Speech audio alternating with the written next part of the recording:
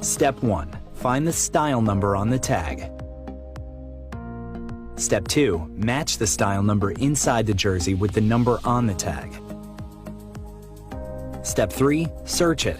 A quick Google search of the style number will verify the jersey is authentic when the search results match the jersey being searched.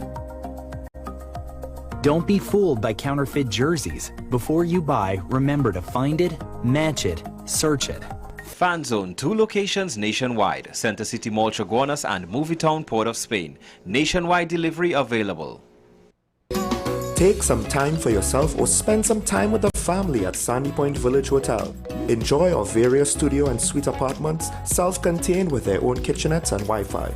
We also have our famous 100-foot swimming pool and our beachfront restaurant, The Steak and Lobster Grill. And our location in Crown Point puts us near the center of activity from the nylon pool to the local nightlife.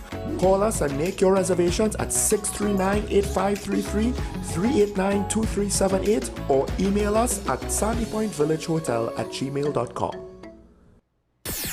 WESN.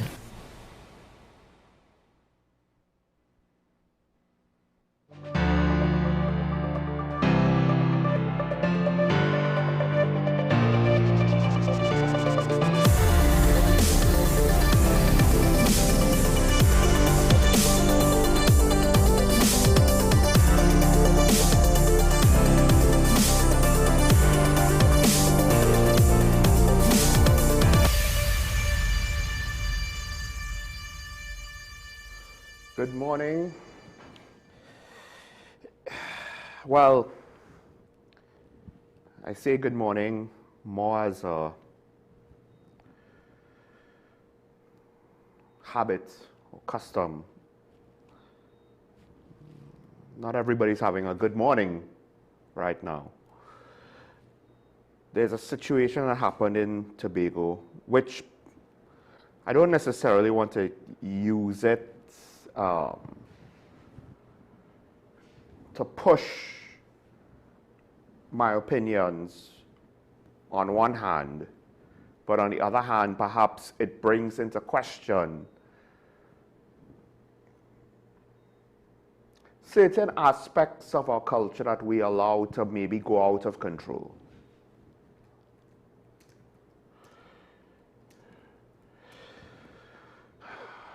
Now,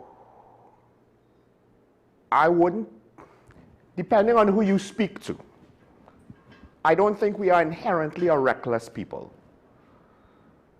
But we might be too much of a laid-back people, and then that leads to a minority at times, and then a lesser subset of that subset consistently act irresponsibly. A child was struck by a jet ski that basically, according to reports, went into the area that was, roped off or cordoned off for bathers. I believe this is at Pigeon Point.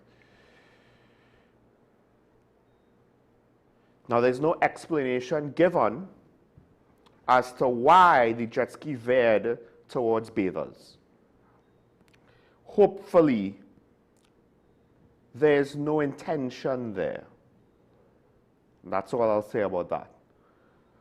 Unfortunately, the driver of the jet ski apparently ran off. That is to say, the jet ski, he drove it off.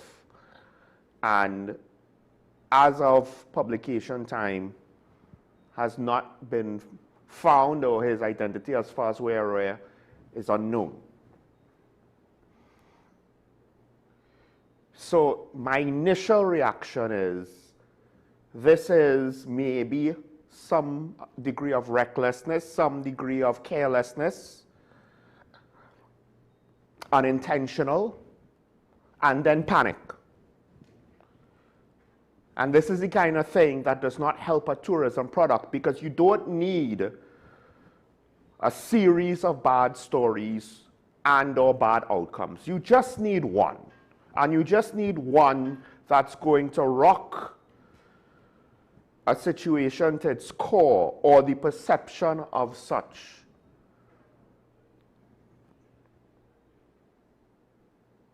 Because not only potentially is this could reach international press, but right now, international tourists are not the driving economic force of Tobago's tourism industry, it's domestic tourists. And the victim was a child of TNT, both figuratively and literally. So I would imagine potentially it'll be difficult to assume that the island will retain this family as potential customers. It's one thing if you have an accident that is technically, you know, the fault of your own. It's another thing if something was inflicted upon you. I remember I had someone, a guest, tell me that they are never going back or coming back to Tobago, not because of anything I did, or anything anyone that worked with me did, or anything that my organization did, but rather what another separate entity did to them.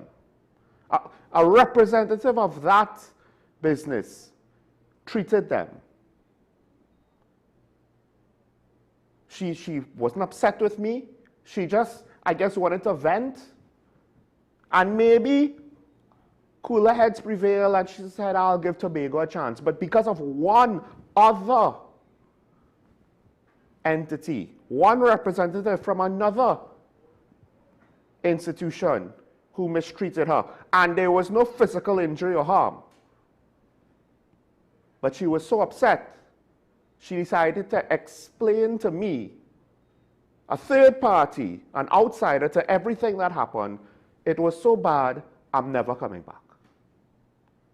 No fault of mine, no fault of the people I was working with, no fault of where I was working.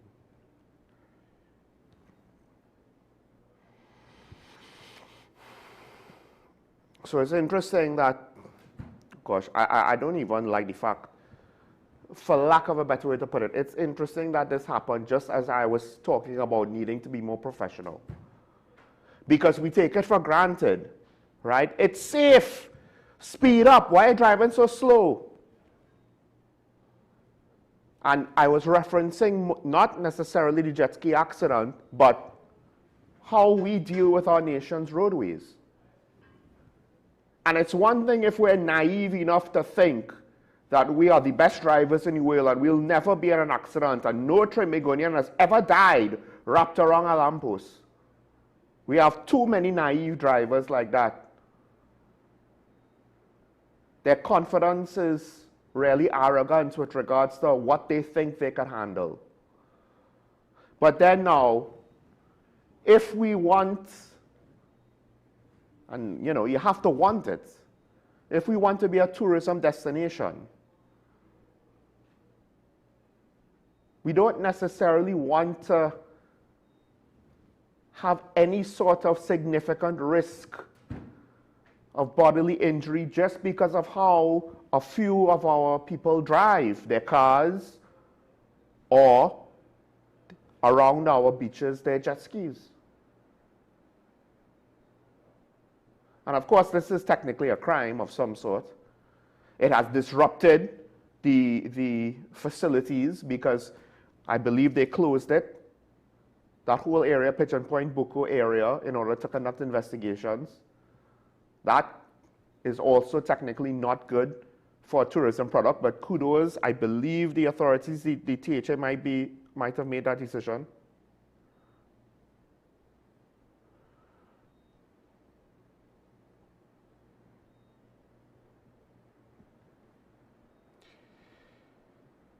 Now the thing is, it's not as though you need a law to say you can't do X. There was already a system to say, don't drive your jet ski here. So it's not about now having to ban something. There's more than enough space to drive around the swimmers with a jet ski in Pigeon Point and to stay clear of them. I don't know if this family was at the borderline, but the water is so calm. One would think you should be able to notice people.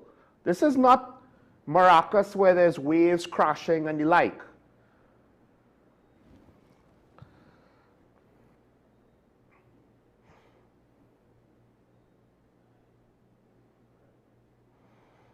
So,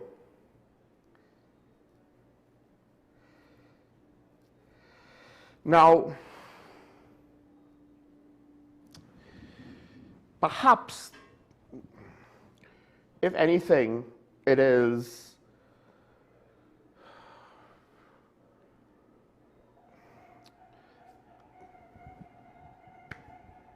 I'm struggling to find words, but essentially, this is not happening in isolation. There is also that situation with the lack of water or the reduction in water due to, again, what the Chief Secretary has described, and not to say that it has to be 100% accurate, but his initial response is that this is potentially domestic terrorism. And I do believe potentially at least one employee of WASA may have been involved. But that goes beyond now professionalism or a lack of professionalism in a certain sense.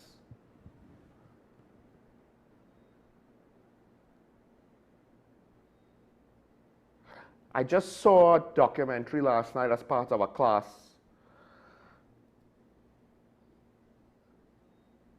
And it was a documentary on Trinidad. A foreign news agency came down here over a decade ago and had us put together a mini documentary with interviews of people on the ground, stakeholders with regards to crime. And one of the things that was stated by the current Minister of Homeland Security, and I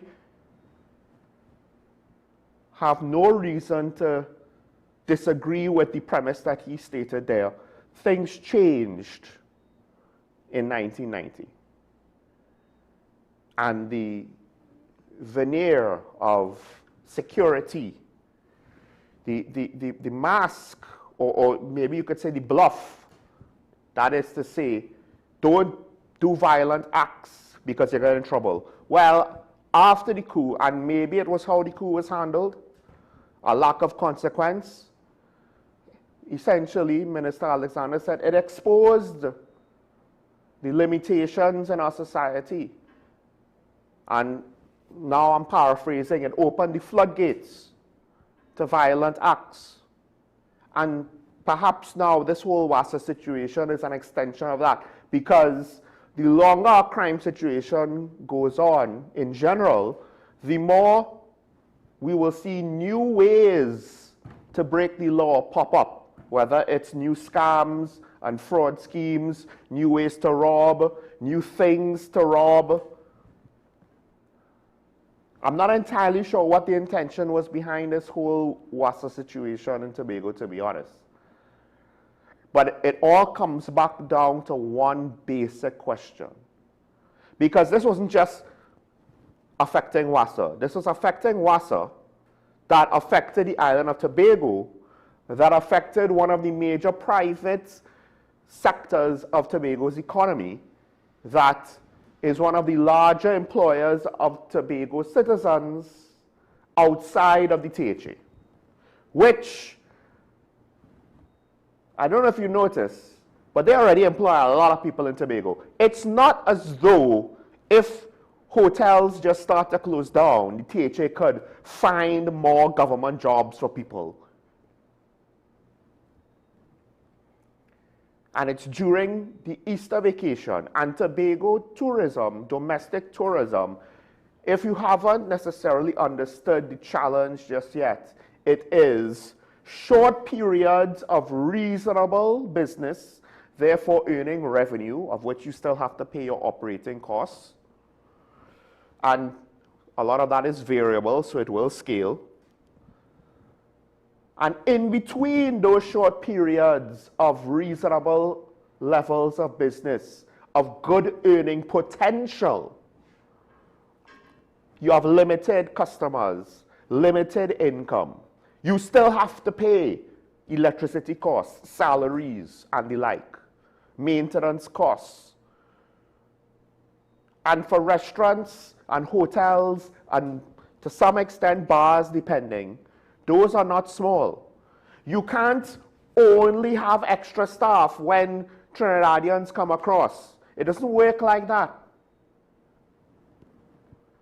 Because we're not talking about you'll hire people for half the year and then they'll go find work for the other half of the year.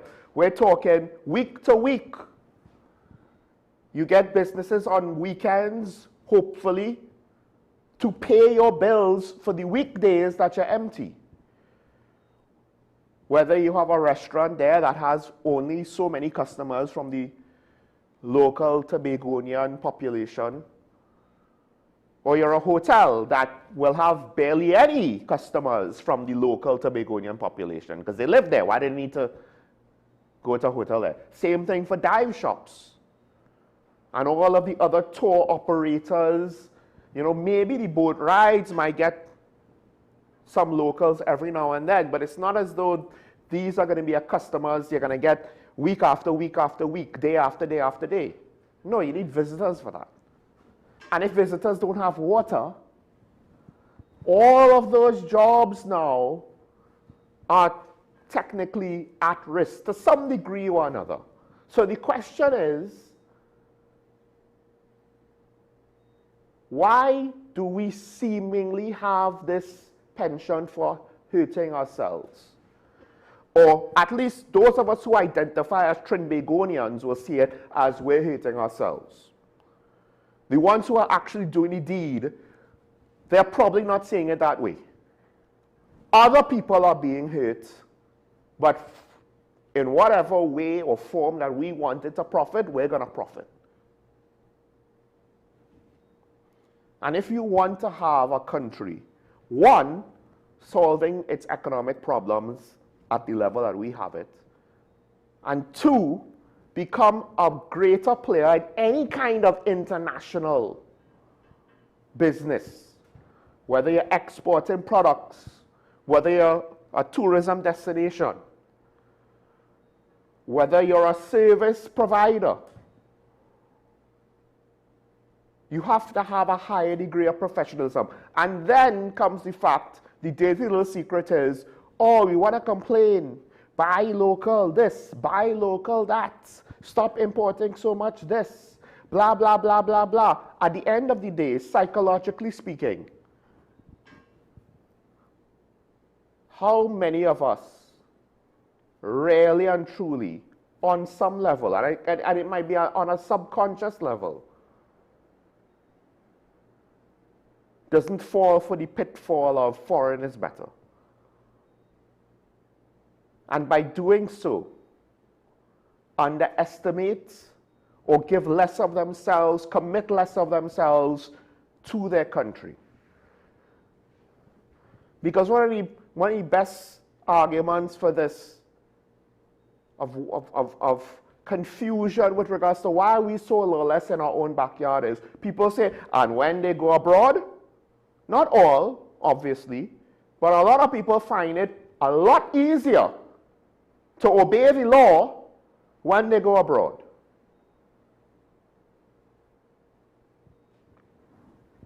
Because on some level, listen, not that I agree with crime, but some crimes make sense, some crimes don't make sense. If you rob a rich man, you tie him up, you take his money, he has a lot of money, all right, the criminals are taking a certain degree of risk.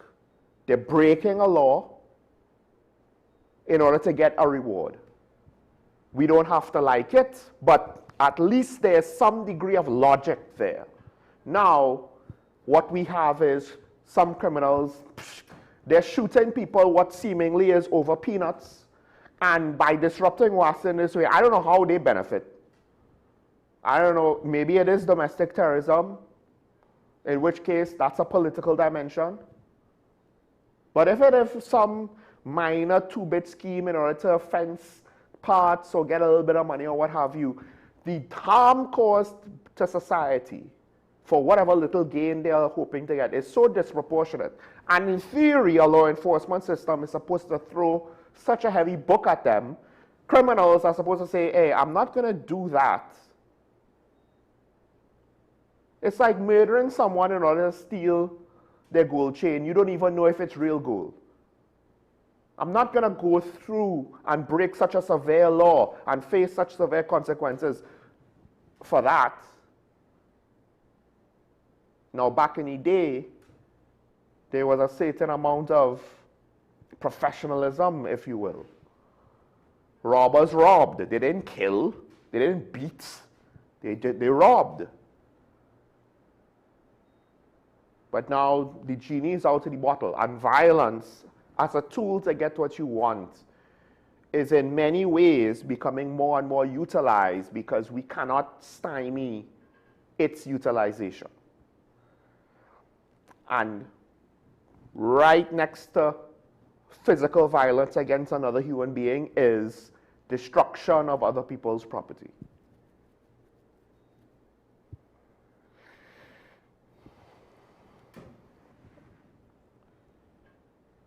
But I guess we never wanted to be a tourism destination in the first place. We want to be an oil producing country, an energy country. The issue is at some point, if you just don't have it, you can't make money off of it. But you could still provide services. But if we're this unprofessional with regards to something so basic as how we treat each other,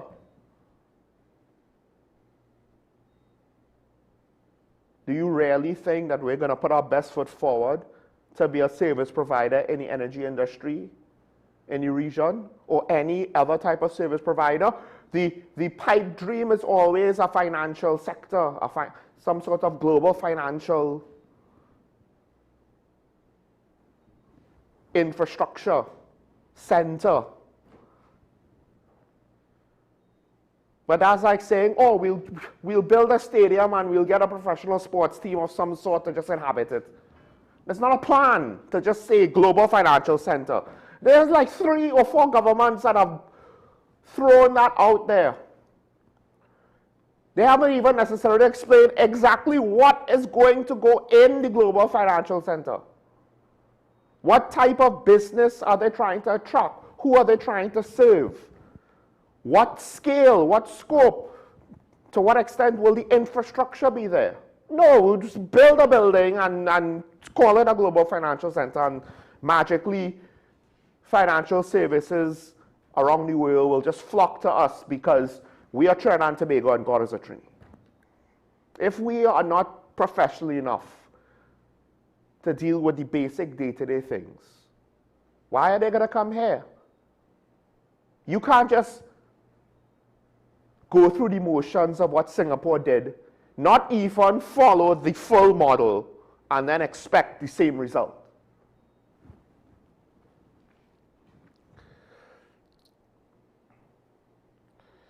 Speaking about crime, DCP Martin, she's reportedly insisting the SOE is working, even though homicides are continuing. Now, homicides are reportedly reduced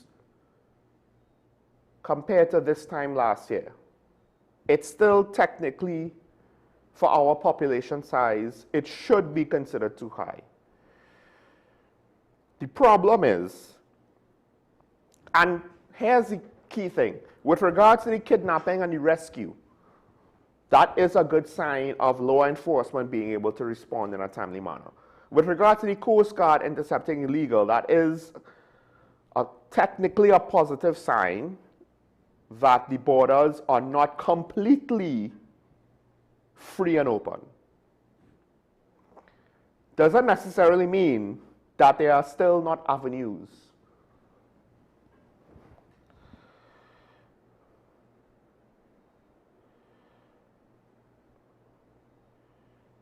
I do, however, wonder if perhaps DCP Martin is trying to present too strong of a front. And perception is a tricky thing. You don't want to necessarily cause people to stop believing in the economy, because then that could further harm the economy. If they stop believing in the law enforcement criminal justice system, that could actually further erode and hurt the criminal justice system. So it's not as though you could just be straight with people out of context and everything will be fine. However, we have heard talk like this before. We have not necessarily seen any sort of systemic improvement to how various things are done. And I don't think you are going to be able in the short run to improve the judiciary in any meaningful way. There's a lot that you have to untie there, that go there or not. With regards to policing on the ground, you're not necessarily going to stop everything, but systemically, we haven't necessarily heard of any sort of improvements to say things should get better, or at least we could have hope that they're getting better. Yes, the murder rate is 9 less than this time last year, which is actually more significant than you would think, because the murder rate last year was reduced compared to the years before. This is just over a week into April. It's a good sign that the murder rate is not at 200, because that's the pace to get to 600, essentially. But we're under an SOE. The SOE is working. But the question was never if the SOE would do what the SOE would do.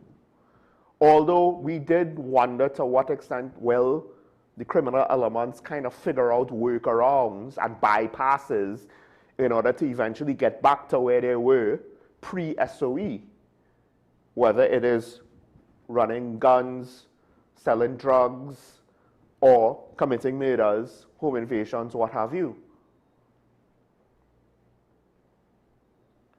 But the main issue is not, is the SOE working? No one necessarily ever doubted that the SOE will continue to work in and of itself. It is what comes after. Because there's nothing in an SOE that is intrinsic to the SOE that is permanent.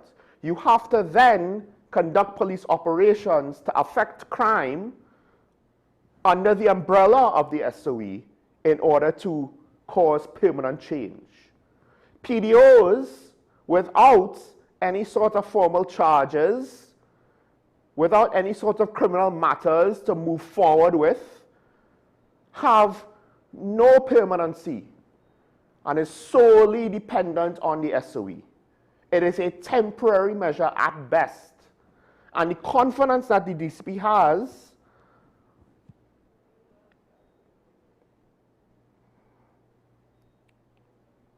notice one of the things she said, we'll see an immediate surge in police presence, more targeted operations and greater intelligence-led interventions. That's nice.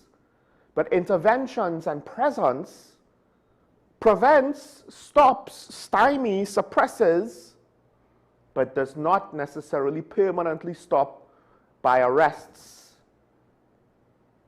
by capturing criminals, by having them face consequences so that other criminals can see that there are consequences. This is one of the things that this whole WASA situation in Tobago and the jet ski accident that happened, if the authorities are unable to catch the perpetrators of those things, investigate it properly, and where applicable, charge for whatever offenses, it might be just one more incident in a long line of incidents since 1990 that basically tells the population, no holds barred, there are no rules here. Think about back when you were in school, and students, of course, children, they push the envelope. They want to see where the boundaries are. But there will always be a subset of children who will actively push that line. that will actively try to antagonize the system. They want to see what they could get away with, and the more they get away with, the more they will push, the more rules they will break, from minor to major, from insignificant to severe. It's just the nature of a child. They don't necessarily know any better.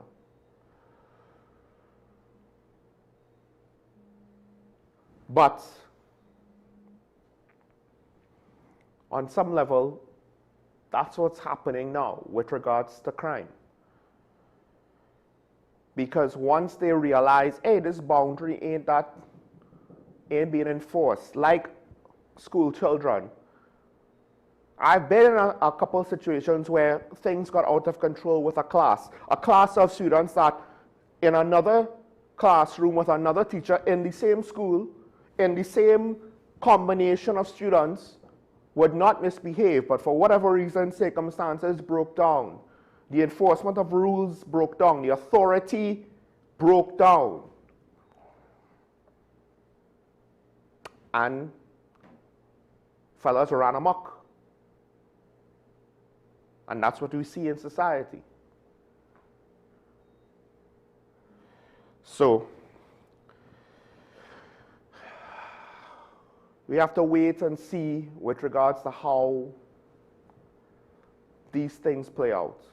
Because there's a state of emergency, but the more crimes that are allowed to go unpunished, the more it is a Pyrrhic victory at best if the police could intervene in some things.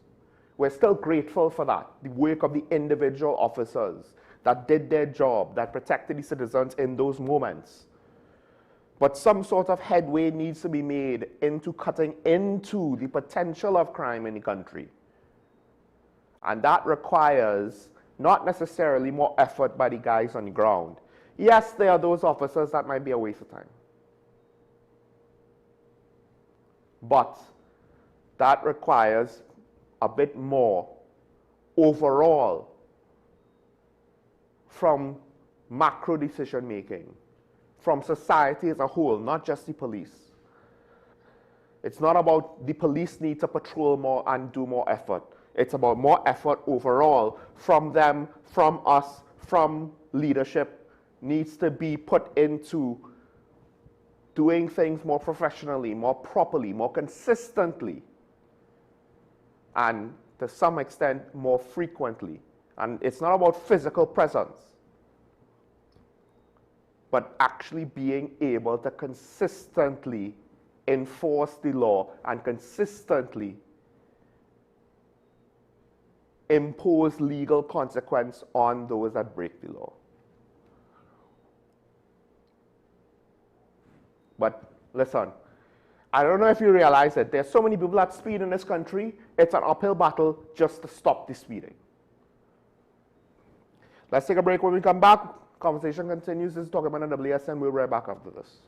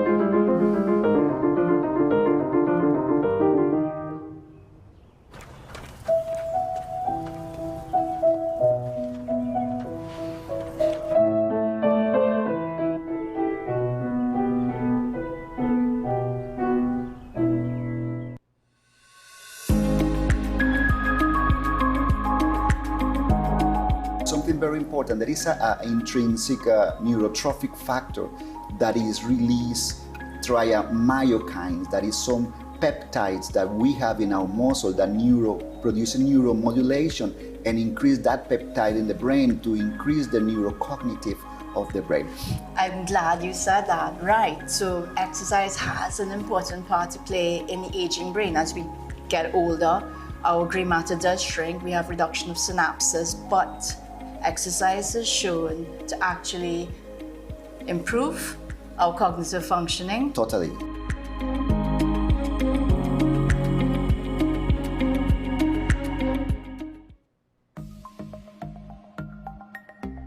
Knowing how to tell authentic is as easy as 1, 2, 3. Find it, match it, search it. Step 1. Find the style number on the tag. Step 2. Match the style number inside the jersey with the number on the tag. Step 3. Search it. A quick Google search of the style number will verify the jersey is authentic when the search results match the jersey being searched. Don't be fooled by counterfeit jerseys. Before you buy, remember to find it, match it, search it. Fan Zone, 2 locations nationwide. Center City Mall, Chaguanas and Movietown, Port of Spain. Nationwide delivery available. Hi, I am Emiliana Beechan and I am a mental health and conflict resolution consultant. Welcome to Mind Matters, the show where we explore the intricate world of mental health and the art of conflict resolution.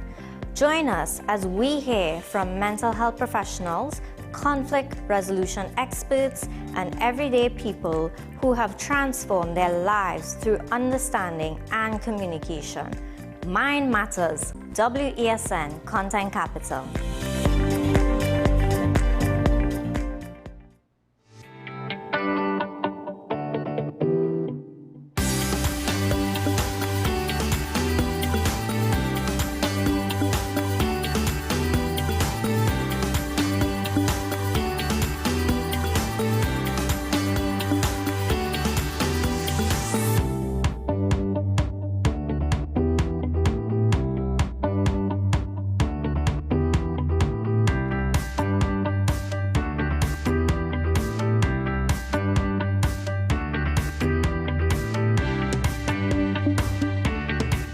You are watching Strictly Legal on WESN Content Capital. Just give an overview of what exactly is that split arrangement.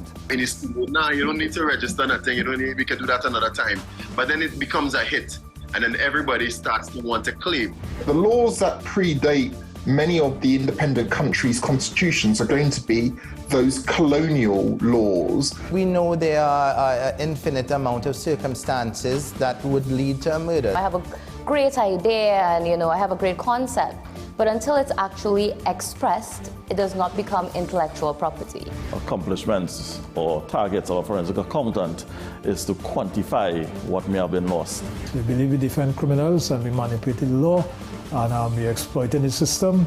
A responsible journalist will reach out to the person who they have the information on for a comment.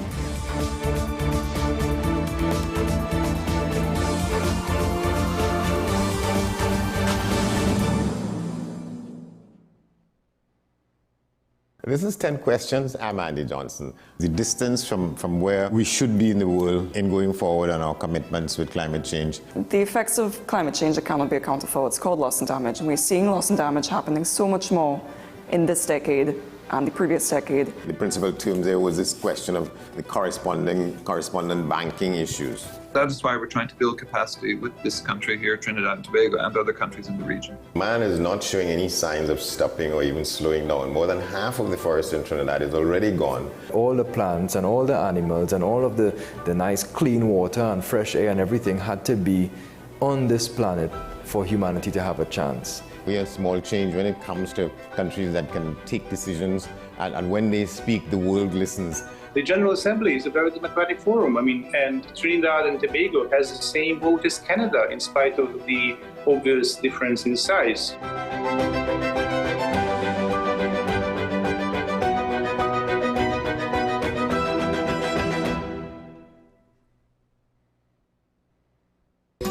Take some time for yourself or spend some time with the family at Sandy Point Village Hotel. Enjoy our various studio and suite apartments, self-contained with their own kitchenettes and Wi-Fi.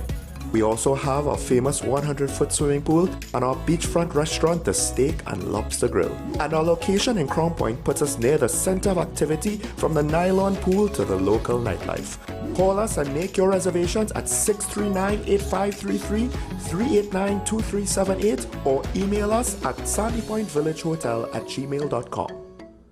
The home of Caribbean content is growing, and we welcome you to be a part of the #1 platform for young personalities who are driven to make a positive impact in society. As we continue to reach every corner of Trinidad and Tobago through our daily broadcasts, our social media pages, or through our 75+ digital billboards across the nation, contact us to learn about our competitive rates via marketing at wesncc.com or call us at 628-5835. WESN Content Capital, television with a difference.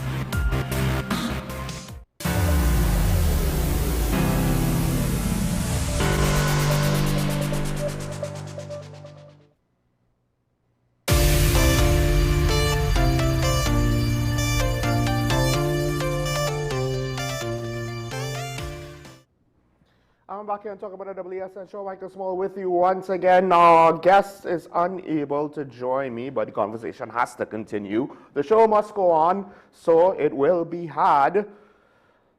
Although, at the risk of being somewhat premature, in fact, given recent reports, I guess you could say this is now the counterclaims, the counterpunch with regard to the whole CARICOM situation. As I said yesterday, if there's information I don't know, I'm willing to change my mind, my opinion, right? And it seems as though not necessarily that things have been made clearer. Things are still murky, but some degree of counterclaims has been brought out. And now it leads to more questions. This is potentially where the government's public relations stratagems overall, not just over this CARICOM thing, might come back to disadvantage them, because, at least to some, there is not much benefit of the doubt left to give, to be quite frank, in part, not necessarily due to their own fault, although they do have some degree of responsibility for where they find themselves, but some of it is inherited from the previous administration. Just with regard to the fact that, does the population trust the word of politicians? Well, those who support a political party will trust the politicians of their side for the most part, because within a political party you could have dividing lines, at least at some point. At some point it was a division between Basil Pandey and the current Prime Minister. And of course, more recently, there was seemingly a division between those who supported Stuart Young versus those who supported Penelope Beckles versus maybe some other third party to that situation that we don't know of, right? And of course, there were dissenters in the UNC just before the election. Now, the government, our government, has presented a version of events that, if true, I don't necessarily see as justifiable, regardless of how bad our government has acted or has not acted. But a couple of things have come out that have indirectly chipped away at the situation. But I don't necessarily like it, because to me it's not definitive enough, and also it does not necessarily directly speak to what happened. It directly attempts to counter the overall argument that the government of TNT is trying to make, but it doesn't necessarily directly give us an alternative, a version of events to then explain why things were above board, were proper. Now, there were 3 key regional leaders whose comments or lack thereof were reported on. One of them is, to me, in my mind, the most critical. The other 2, you need to you need to maybe determine how much you're going to accept the implications of what they have to say, even though it might not directly speak to the matter at hand. It might be circumstantial at best. So one of the first situations, Prime Minister Gaston Brown of Antigua and Barbuda, he said his country will be staying out of the whole situation between TNT and CARICOM. Right? Asked if he had any issues with the reappointment of Dr. Barnett, he said he would only say, this is how it was phrased, quote, "The Rasta dreadman grassy dread is staying above the fray, ain't pouring any fuel to inflame differences among my brethren and sisterins in CARICOM. Scene. Exclamation mark, exclamation mark." Now, the problem with this statement is it doesn't necessarily say one way or the other which side of the argument is more valid, more accurate, is more factually correct, right? Which framework is closer to the truth? Because we don't necessarily know exactly what is he trying to prevent. What fuel to what fire is he trying to keep from being poured?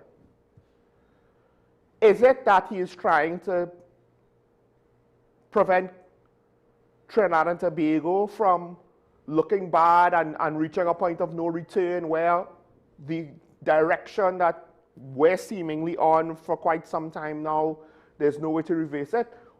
Is it that he's trying to prevent the other regional leaders of CARICOM from being stuck in a certain course? Because on some level, when you involve yourself in a fracas between two people, you know, it's going to look as though you're taking sides. So you have to be accountable to that, to whoever your opinions are not agreeing with. Or worse yet, your opinions, you actually state your opinions and they don't support either side, and you could potentially run the risk of both sides interpreting that as you're against both of them. They're not necessarily going to care that you're not supporting the other side if you present an argument that... The flip side is that's essentially what Prime Minister Brown is doing. He's not necessarily looking to support any one side. And hopefully there's good reason for him not to try to provide clarity on the matter, because a lack of clarity means we're still left in the lurch. Okay, exactly what happened? So now there's another claim that speaks partially to what happened, but ironically this is from former Prime Minister of St. Vincent and the Grenadines, Ralph Gonsalves. Not the current Prime Minister of St. Vincent or any other current regional leader. And he had a very interesting thing to say, because the whole premise of the government's argument was TNT's duly appointed representative, in this case Minister Sean Sobers, was excluded. But Ralph Gonsalves is saying, according to his sources, which are, quote, according to him, quote, 100% reliable, the reason why TNT was not represented at the vote was because Minister Sobers could not make the trip by boat due to seasickness. The implication, and it's reported as a bombshell allegation, is that, well, he opted out. Now, one of the things I hoped to find out was potentially exactly how proper was this vote? Was it done on the boat to the retreat? Because there's a part of me that wonders, why exactly are you handling such a, well, seemingly important issue in a manner like this. The flip side, of course, is if it is that important. Look, I get car sick, particularly if I'm a passenger, doesn't mean I'm going to tell work, hey, you know, I can't go on that car ride. I get seasick, doesn't mean I'm going to tell whoever, you know what, I can't go on that boat. There was one year I was on the boat every weekend. That was a challenge in more ways than one, but I did it because I had to do it if I wanted to continue working. I was working in Tobago and come down to Trinidad because that year in particular I had specific reason to want to be there every week. Couldn't fly, that's way too expensive. Didn't take a car across, it was just me. And not every time period is riding the boat easy. Sometimes it's very full, very busy. It makes things just a little bit harder, a little bit tougher. And of course, that is on top of the fact that I tend to get seasick. But I got accustomed to it, I figured it out. You know, the first boat ride I took, I got seasick. The second boat ride I took, knowing that I got badly seasick the first time years before, I sucked it up and I went anyway. So, with regards to what Ralph Gonsalves said, it's difficult for me to interpret it because, and here's the key thing, he's not actually speaking about what was done, how was the vote done, why it was proper, etc., etc. He's just saying Minister Sobers opted out of the retreats.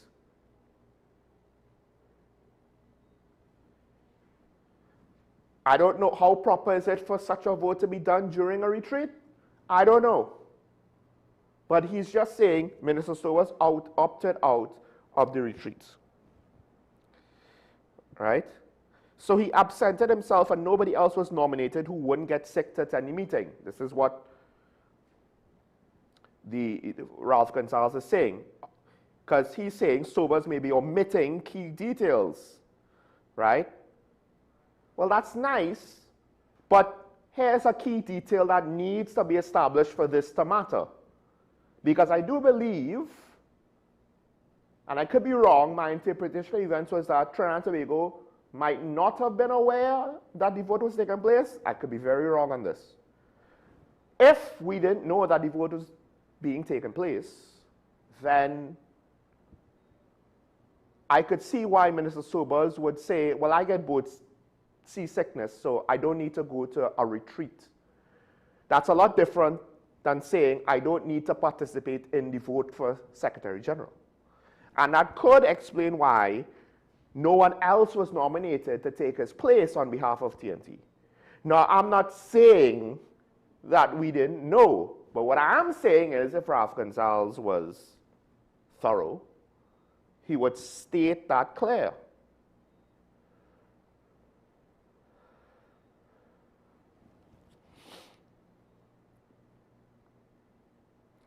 Right? One of the other things that I believe Mr. Gonsalves is not speaking to is the other heads of government who Minister Sobers claims that were disinvited. I don't necessarily think he has an explanation for that. He has said, quote, from more than one reliable source, I was informed that our Prime Minister said that she was not going to Nevis, she was sending Sobers. Sobers said he can't go because he gets seasick, and he has to take a boat. All right.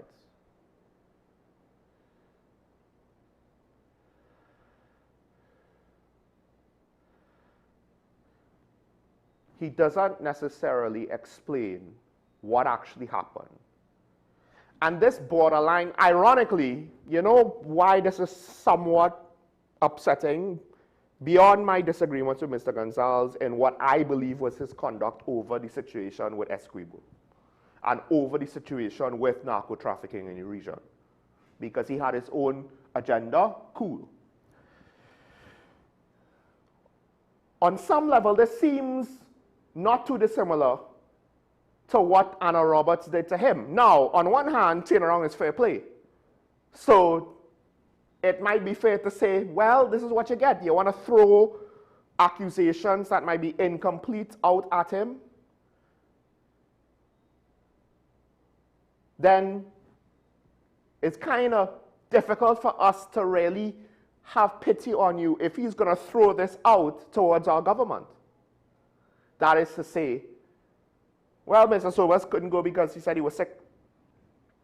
To me, and I could be wrong, maybe I missed it, maybe I didn't read it. To me, it is not clear that TNT knew of the votes. Well, I guess Mr. Sobers saying people were disinvited implies that we did know. So now the question is, who's going to give us a complete picture that will explain everything? Because to be fair, we are getting statements from our own government, but we're not necessarily getting particulars to the how from them either. But I didn't necessarily appreciate Dr. Gonzalez.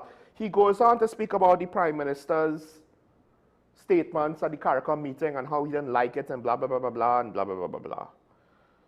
I'm told that Kamala attended only one meeting with CARICOM. It's the one where CARICOM and Rubio had a meeting and she didn't grace any other meetings. Gonzalez also has a distinction of, he said, Pasabi says his recent criticisms over CARICOM is Trumpian. Right? Now, there is, I believe he has the stance, or there is the stance that, look, if we separate from CARICOM, it can, of course, impact certain trade agreements that help facilitate our goods on CARICOM shelves. All right? You could still technically have those agreements, but perhaps if we remove ourselves from CARICOM, the other nations will be less inclined to keep such agreements. That could lead to a tit for tat, which essentially was the fear with regards to Trump's tariffs. Now the question is, because there's always this situation with the Americans of the world wants them to potentially accept stuff done against them, but doesn't always want America to retaliate, because Western democracies have to be better than and prove that they are better than by basically accepting abuse, it seems at times. Now, to what extent is one side basically demanding that of the other side? I'm not going to say that we are necessarily on the side of being abused or being asked to accept abuse. It could work either way. One of the things with regards to this, the most telling statement, although still incomplete. So we had Prime Minister Brown not necessarily wanting to weigh in at all. And because of that, we are left in a situation where when you could interpret his lack of comment, potentially it's beneficial to either side. You have a former Prime Minister who his situation was interfered with, and now I guess he's deciding to go tit for tat. And on a basic human level, you can't blame him, but given the fact that I did complain about how and what Anna Roberts did, see, if I didn't complain about Anna Roberts, then I wouldn't have a leg to stand on to complain about Ralph Gonzalez. But since I did, I think, in my opinion, from my perspective, since I did say what our own minister did, that potentially, despite his utterances to claim that it was not his intention to affect another nation's election, with public statements of allegations of criminal wrongdoing or some sort of unethical behavior, just in time for an election, and that left a sour taste in my mouth. I could say that what Ralph Gonzalez did similarly leaves a sour taste in my mouth. Now, what's interesting is, in the actual meat of the matters, it seemed as though we were more aligned with Guyana than the rest of CARICOM. But Guyana has come out to say that the situation was above board, that the vote was correct. Guyana's President Irfan Ali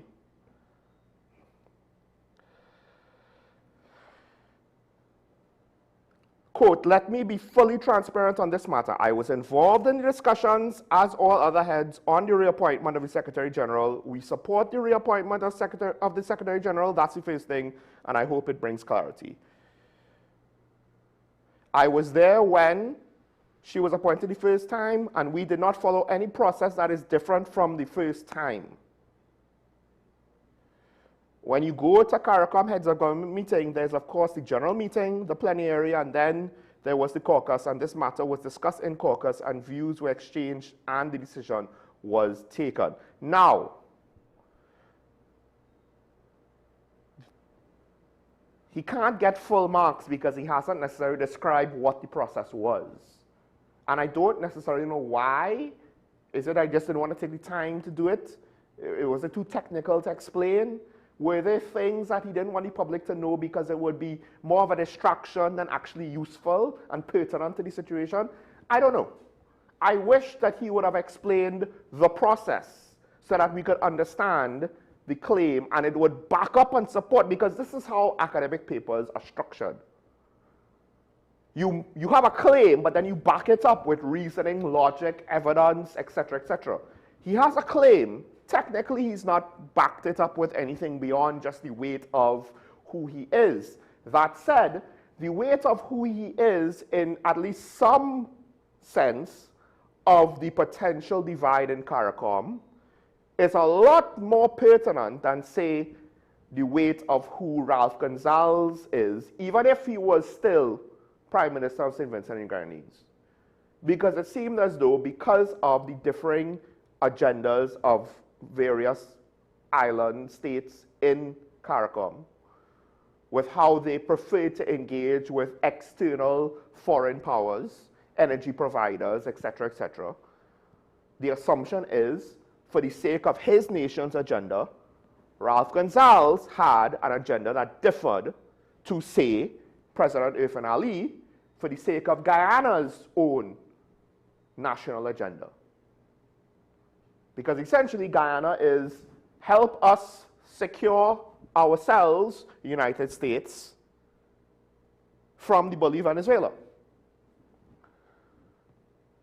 So I would have thought we were a bit more in agreement with Guyana, but Guyana is now saying, no, on this issue, I can't voice agreement with regards to Trinidad and Tobago's position. Despite the fact that we have been more in agreement on other issues that has divided CARICOM in recent times. And that's why when he says it, it's somewhat different to when Ralph Gonsalves said it. My only issue again is, with everything that has come out, if you read carefully, not a lot is said to what actually took place. Claims of what happened is what was said. Claims that don't actually speak to the practical details of what physically took place. So we are not necessarily able to assess the situation as an independent third party ourselves. And when I say that, I don't just mean WSN or the news media or analysts in our news media environment in TNT, but just every citizen. And this is why I said our own government might now have to pay the price for operating in this manner. Now, with regards to the other countries and the leaders or spokespersons or former leaders, yes, on some level, the incompleteness is an issue for them as well. But they have one thing that we don't, and that is seemingly a consensus. The one chink in the armor, outside of the fact that neither Mr. Gonsalves nor President Ali were able to provide us, at least as far as I've read, maybe I missed the report, enough details with regards to what actually happened so we could assess it for ourselves. The one chink in the armor is Prime Minister Gaston Brown, Antigua and Barbuda. What exactly happened? Why did he not want to comment? Why did the Prime Minister of Antigua and Barbuda not want to comment? To what degree is it because of American influence overall, or to what degree is there something going on in CARICOM that we just don't know?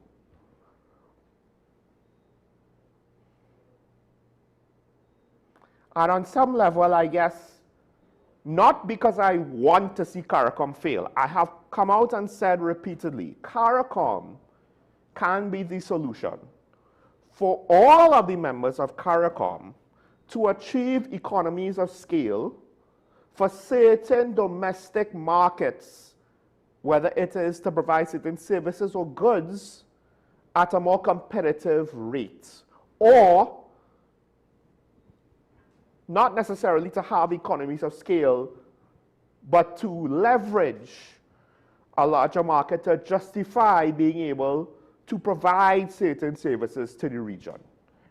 So we don't necessarily need a cancer hospital on every island, but it might be better if we had a world-class cancer hospital in the region, if we had a world-class brain surgery unit or neurological medical unit in the region, a world-class forensic center in the region, and so on and so on. The kind of things that you would not see even in every American city, much less in every Caribbean island. But as a region, we could maybe support one of those things in the whole region, that's fine, but then it will be homegrown, and globalization was predicated on different countries specializing in certain goods and services in order to be more efficient. Well, that essentially could have happened there. Why are we trying to have all the medical specialists in Trinidad? We potentially can't really support having all the specialties with a population of our size. But if the region had medical specialists, and they don't necessarily all have to be operating in one particular island, then it could benefit the region as a whole. I mean, at the end of the day, people fly across the United States to go to the St. Jude's Children's Hospital. You know, Couva Children's Hospital could potentially be a regional children's hospital, and then it would justify some sort of expansion. And it wouldn't necessarily need funding from CARICOM. No, the legitimate business that it gets for that aspect of medicine could fund it and its expansion. Meanwhile, another Caribbean island could have a different specialty hospital, and it will get income from the business of our citizens going there to seek treatment for whatever that specialty is, and so on and so on. And of course, that could also help with regards to domestic food production by just having a larger domestic market. Of course, that has to figure out, and maybe this is why the regional ferry service was something that certain leaders wanted to get off the ground. It's kind of hard to have a domestic food market if you don't have a distribution network and you can't drive trucks between Trinidad and St. Vincent and Barbados and so on and so on. But perhaps, that said, for the sake of moving forward, everybody needs to do a cost-benefit analysis of this CARICOM thing. Because on some level, I can't remember who said it, but apparently our government might be looking to not support certain initiatives, pull out of certain initiatives. Now, it could be because, hey, it's nothing unique to CARICOM. The current government is changing around the accounting books with regards to what they want to spend money on. And on some level, that is their right. We voted out the last guy. Should we expect them to just continue spending the money the same way the last guy did? Because on some level, there's no capacity for change there. If you're literally budgeting the same line items, spending money the same way, on the same things, to the same amount, to the same degree, at the same timing. But I guess the concern for others is, you know, CARICOM might be stagnating, and it might be Trinidad and Tobago that's contributing the most right now to its stagnation. But I would argue, are we really putting our best foot forward to move CARICOM forward in a practical way? Or is it more like a pie-in-the-sky ideal? Oh, we'll be a whole community and blah, blah, blah, blah, blah, blah, blah, blah, blah, blah. But to say that we're actually putting things in place to really make it a thing, because here's the unfortunate secret of these types of alliances between nations. In order for it to work, you do have to give up some amount of your own individual sovereignty. In some ways, it might not be with regards to legal ways, your immigration laws and the like, although technically, even with CARICOM, single market economy, all of that stuff, there is some amount of risk with that. Coming into CARICOM in one island might make it a little bit easier than to get to another island, right? And that's one of the reasons why America had issues with certain other island nations in the Caribbean, of which I believe Antigua and Barbuda was one, but regardless.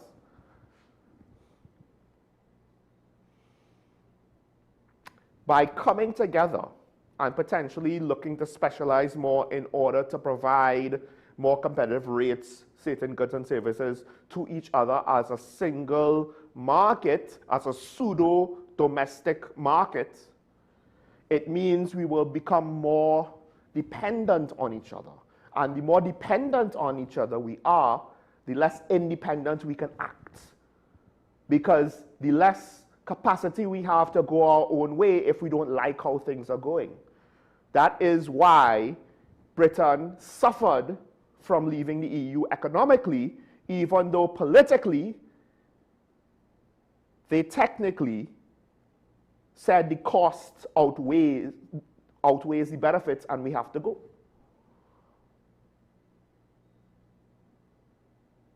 There weren't necessarily economic gains by leaving the EU, but there were political and legal gains that at least those who were champions of it thought it to be for the betterment overall. That could have had indirect impacts on the economy, but at some level, politicians tend to not really know how to explain themselves properly, so I'm not going to try any further on that. That's for them to figure things out in hindsight. But given the fact that we were split on key issues, and seemingly we're split ideologically on some level, I don't know if CARICOM is ready to commit to CARICOM. That's the irony. It's not about any one country. I don't know if CARICOM as a whole is actually looking to commit to CARICOM, or if it's just more of an idealistic thing that we could bandy about, show the people, hey, look, we're doing a thing. See, we're big boys now. We put on our big pants. We're big boys and girls. We've matured because we've done the mature thing. This is the mature thing. We're acting mature. But it's akin to going through the motions of an adult life. Oh, look, I'm supposed to get married now, so you find someone to marry, and then you have kids, and then now, on some level, are you going to have a midlife crisis when you turn 40 because you realize, look, I didn't necessarily make the best decision when I chose my life partner because I went through the motions, not I was looking for someone who I genuinely thought I could spend the rest of my life with.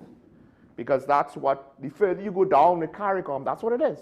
Are you going to spend the rest of your life with these people in that way? They're not, we're friends. That's what we are now, essentially. We're just friends. Maybe some of us are friends with benefits in CARICOM, but we're not spouses. We haven't committed to each other to that level yet.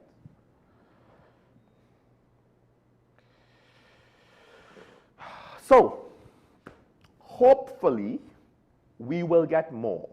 I was told to tread carefully on this topic because I could be premature. But I already identified the fact that, A, okay, what was said did kind of change the narrative. It just, for me, didn't change the narrative enough.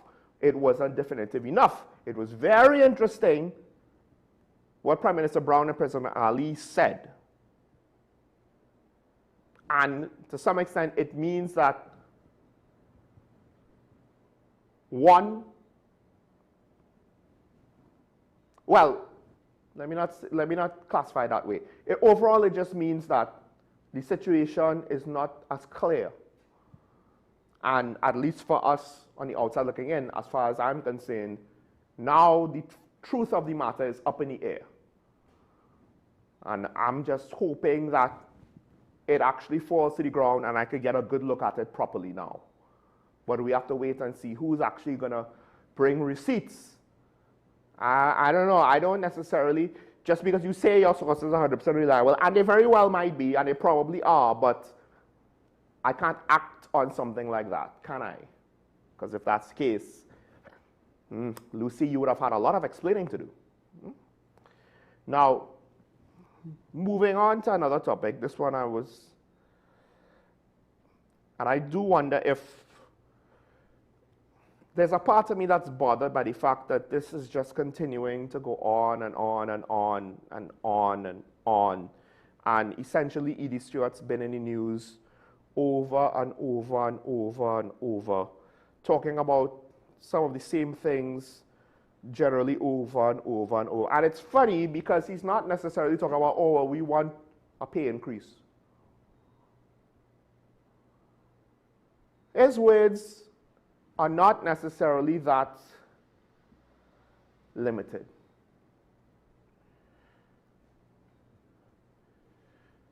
His words are not necessarily that one-dimensional as the head of the Nursing Association.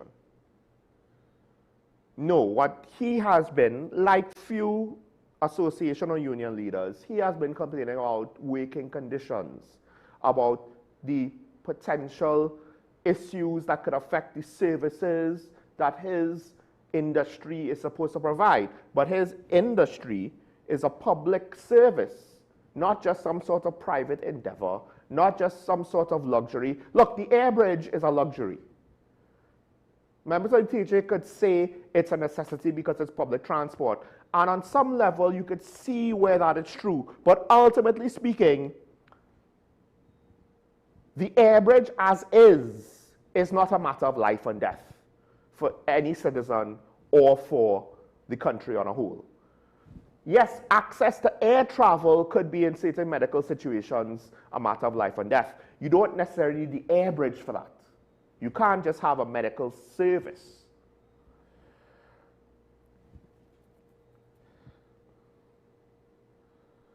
So one of the things that Edie Stewart, head of the TNT National Nurses Association, he has claimed that because of what's going on, it has led to a doctor being overworked. And because of him being overworked, he died suddenly after completing an extended shift over the Easter weekend. It said a senior doctor, quote, "This demonstrates the extreme stress, the extreme anxiety, the extreme workload, often beyond human limits, beyond sustainable limits," and that is the key point there, sustainable.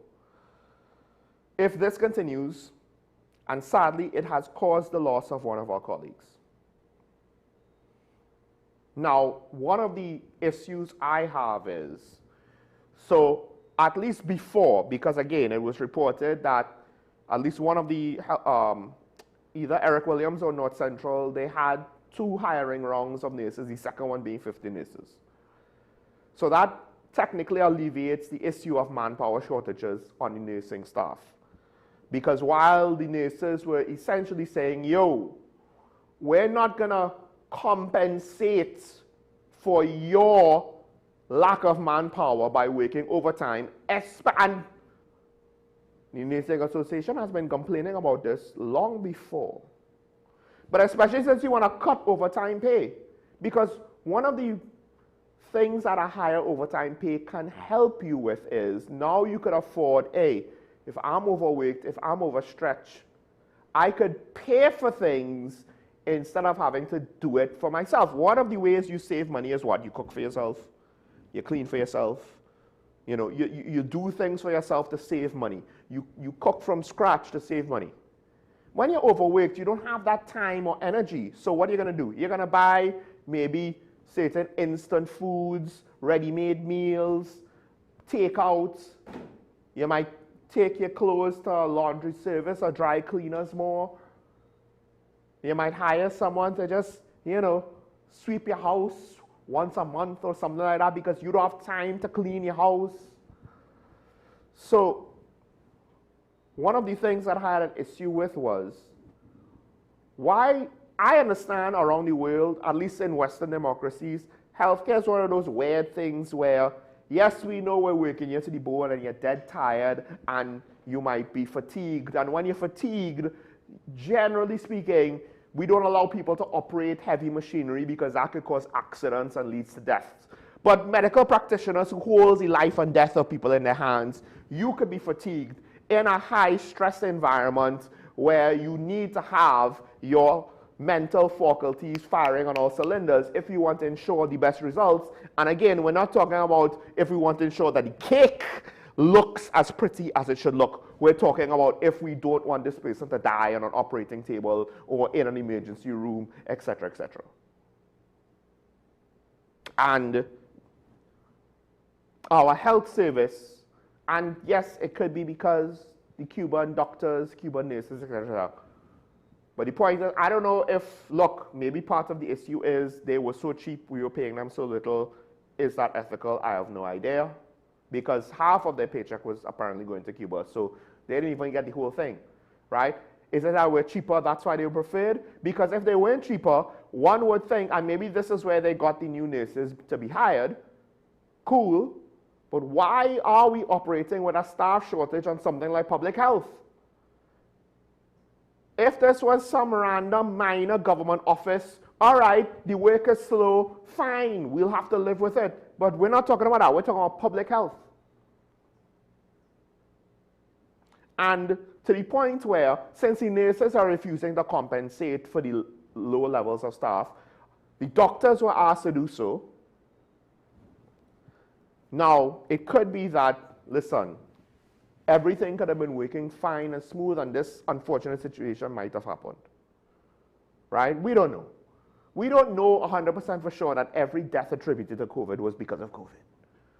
Other medical conditions also, they didn't stop just because we had COVID. Heart disease and diabetes didn't stop just because we had COVID. Cancer didn't stop, right? Normal other reasons for heart disease didn't stop.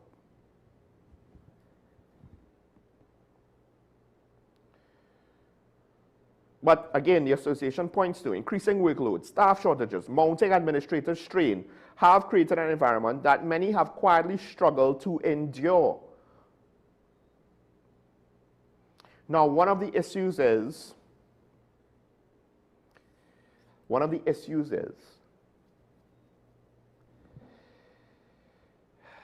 like crime, if the situation gets too bad, it will compound itself and only get worse and then be harder to come out of it as it gets worse. Because if more and more nurses say the grass is greener abroad and get job offers, get headhunted to go abroad, then the hole that the association claims to be there will only get bigger. And all of a sudden now you can't just hire a few nurses to try to fix the thing. Now you have to rebuild your whole nursing staff pool in order to get it to a healthy level. Now,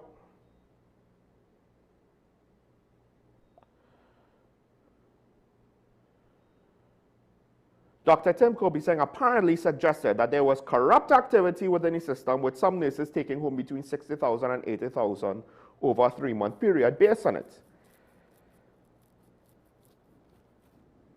Edie Stewart said the allegations were baseless, right? In part because not a single person from the nursing community would be charged or would be held for some fraudulent behavior.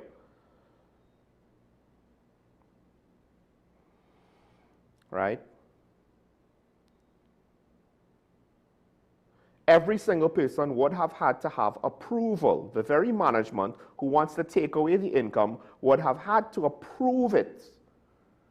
Because it's not salaries that they get $60,000 to $80,000 over a 3-month period. So it's not a month. You're talking $20,000 to $26,000, $27,000 a month because of overtime. But, so this is a similar situation to the wage negotiations. Why don't they give us the actual figures? We only hear about percentages. 10% for teachers, not the same as 10% for police officers, not the same as 10% for pilot, it's not the same as 10% for a WASA, worker, manager, what have you, whatever. The multiple levels of employment in any organization. So a percentage point actually means different things for different employees in one organization. And then of course, we had all this stuff with CARICOM where I'm like, where's the details on what actually happened? Why is no one wanting to tell us exactly what happened? What was the formal arrangement? Was it on the boat? Was it at the retreat? What actually happened? What actually was said? What was said to TNT? What was the correspondence and the official notice to TNT? To the other islands, the other nations that we claim were disinvited, they claim, well, they didn't actually speak to the other nations. With regards to the nursing situation, you throw out an allegation, like the Prime Minister did about the independent senators. All right, where's the follow-up? You see, it's similar to what happened with CPEP URP forestry workers. And in those situations, we assumed there was some amount of corruption. In fact, the documentary, it spoke to it. 11 years ago or more, during the time of the partnership, and it could have been inherited from the Manning administration because Mr. Manning, one of the blemishes from that term, his term of office, his last term, is the engagement with community leaders. And while the documentary didn't reference Mr. Manning, it referenced the whole phenomenon of community leaders. And the whole phenomenon of community leaders getting jobs for people in CPEP. And even then Inspector Alexander pointed to the fact that, hey, it's a little bit different when criminal gang members have legitimate means to make money, so all of a sudden you can't say, well, you don't have a job, where you got his fridge. Granted, if a CPEP worker had a mansion, that would be obvious. But we know that they don't have mansions, or at least not publicly, right? So the phenomenon existed then. The issue is they just threw away the whole system, potentially baby with the bathwater, and are seemingly not acting urgently enough to deal with the alleged corruption that existed in CPEP and URP, nor have they necessarily explained to us the extent, the limits, what actually was there. So to throw out accusations on a thing to justify actions, but throw out incomplete allegations, incomplete explanations, is not useful. And that is potentially what's going on with the public health system, where Dr. Tim Gopi Singh is saying, well, you know, their take-home pay was high. All right, that doesn't mean it's unreasonable, much less illegal. You need to give us more than that. And to make a statement like that, first of all, to draw such a conclusion just based on the little information that we have been presented with, which is to say very little at all, just the amount. Because amount high must be illegal. If that is the extent of strategic thinking, that is far too limited to be responsible. It looks suspicious, therefore you look into it, therefore you draw a conclusion based on exactly what are the details, the factors that allow for this situation to exist. Is it corruption? Is it understaffed levels having to commit to more overtime? What is it? We don't have those explanations.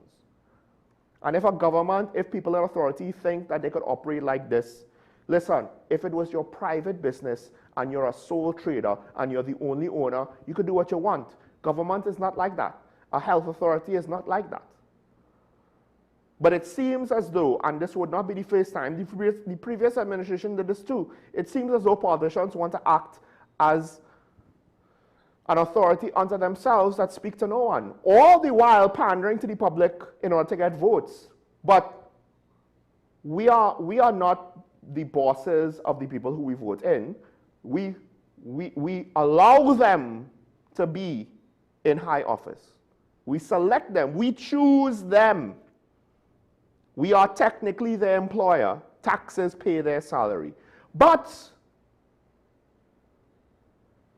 on some level, it seems more like we are the peasantry and they are the nobility, based on how they act, how they explain, what they say, what they do, not just limited to one particular party in parliament. We are the peasants, we are uneducated, we are unsophisticated, we can't understand high-end concepts like diversification and audit and criminal justice and overtime pay and staffing levels. We can't understand these high-level ideals, these high-minded concepts of what is right and wrong.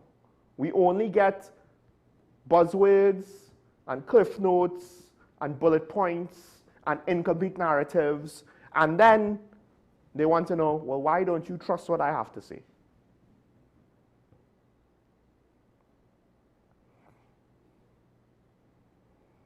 One of the issues is, of course, is this systemic? To what extent? Because again, as I said before, EDCU has been complaining about a lot of these things for quite some time. To what degree is this systemic? To what degree is this a runaway train and just symptoms of a bigger problem, similar to education and crime? And now, to what extent do we have to face the horror of a situation where we can't afford to spend our way out of it? Which means, not that we can't throw excess money at it to try and solve the problem by overcompensating with a higher budget, but rather we literally might not be able to afford the proper solution to whatever the problem exists. And that might be one of the reasons why now at least 2 governments have been less than forthcoming with any sort of detailed explanation on what's been going on with certain aspects of the public health system.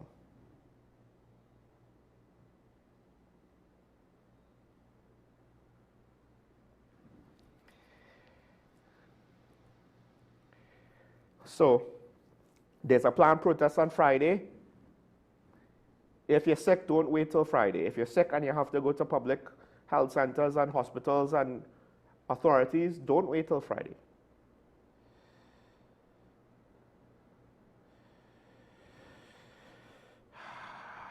And it's just a mounting set of issues. Because if it was one issue, it would be bad enough. But from social issues, education issues, crime issues, government revenue issues, regional corporation budgeting, financial allocation issues, public health issues. Where will it end? Now, here's the thing. There are so many problems. We probably cannot afford to solve all of them at the same time. Which one would you prioritize? Let's open up the phone lines. And we have a comment. Let's take the comment. I will begin to think the government is serious about alleviating crime is when I see arrests of white-collar criminals, especially pertaining to money laundering, where there is a clear paper trail to many crime fighting in Trinidad, is mainly targeted at those at the lower end of the economic ladder. Yeah. And in fact, the documentary said the same thing. And I can't remember verbatim, but I do believe the current Minister of Homeland Security didn't say anything that disagreed with that. Right? Now, I don't want to say that he said this, but the documentary had a lot of people, not just criminals, but including the criminal element. So this is to kind of show their perspective on the society of the country that they are harming. Yeah, the politicians are part of it too. Not just turning a blind eye, but potentially taking a cut, whether it's any form of bribes or being in business for themselves, to borrow a phrase. So the unfortunate reality is a significant chunk of the white-collar criminals in this country might either be politicians or people with some sort of public post office appointed office. Could be public servants as well. But the speculation usually is some sort of political appointment, some board, CEO of this, chairman of that, but particularly politician that is a minister. I mean, it's not a good sign when the junior minister of housing is announcing a thing and the actual minister of housing is caught unawares by the press, apparently, based on his statements. He doesn't know what's going on. He wasn't informed. No one told him. He is not aware. Things like that is not a good sign, especially if you want us to have faith that you're doing whatever it takes to deal with corruption. Crime Friday in Trinidad is mainly targeted at those at the lower end of the economic ladder because the murder rate and violent crime is what bothers citizens the most. We have tolerated, because I do believe that corruption, white-collar crime, money laundering, stealing from the treasury has been happening long before now. No one is shot over it. So out of sight, out of mind. Out of sight, out of mind. It's not affecting the daily citizens. We were rich enough that we could have afforded it. So we were happy. No one wanted to really do anything about it. Right? When my party in power, I benefit. When their party in power, we benefit from the money that was stolen allegedly by our side. No one wanted to do anything about it. The lower end of the economic ladder is potentially where a lot more of the violent crime occurs. And that's what the people want to be dealt with more than anything else. That's why the murder rate, the police try to say crime is more than the murder rate. Cool. We can't even deal with that. So we don't have much of a political will to go after white-collar crime. And dare I say, we don't have much societal will. We have a remoney line. Caller, good morning. You're on the air. Hey, sure, Michael Small. Good morning. Morning. I'm surprised that you didn't mention the fact that the government has announced yesterday that they're sending a team to Caracas. I just didn't get there. That's a whole other dimension. How there's a whole other dimension? Well, with regards to what exactly? The deal that the 30-year deal that Stuart Young and Kit Rowley signed with them in Caracas. I don't think Shell could go in there and negotiate anything concerning that without us, you know. It's just that Madam had to downplay her ego and humble and realize that this is for the betterment of everybody. It's not no red and yellow here. This is Trinidad and Tobago we're talking about. Because the nurses want the money. And no amount of being an essential service could stop that. They want the money and they're within their rights to ask for it.